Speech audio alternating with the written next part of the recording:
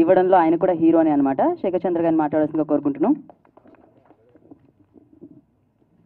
Hello అండి, ముందుగా I'm so happy దాము గారు ఇక్కడ మాకు గెస్ట్గా రావటము ట్రైలర్ లాంచ్కి. Because I have to say one thing.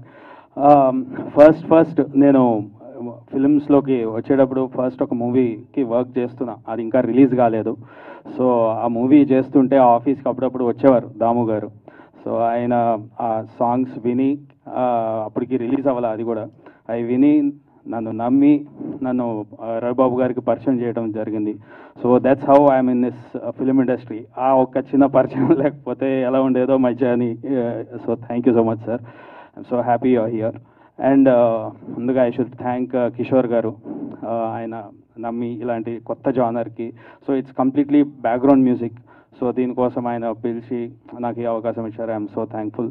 And అలాగే మదన్ గారితో ఇట్స్ డిఫరెంట్ జర్నీ అండి.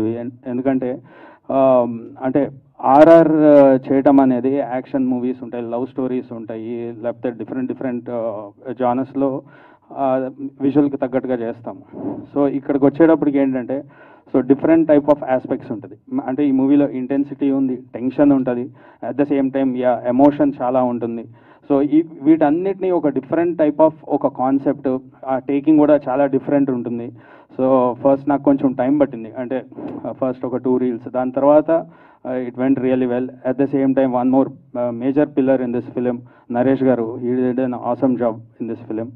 అండ్ ఐ థ్యాంక్ చంద్ర గారు, పుష్యమిత్ర గారు, అలాగే నవీన్ చంద్ర గారు, సూపర్ పర్ఫార్మెన్స్. ఆ పర్ఫార్మెన్స్లు చూస్తూనే you get genuine background score with this genuine performances. అలాగే రాజా రవీంద్ర గారికి, everyone, I thank you all so much. Thank you Shekhar Chandra గారు, thank you so much. So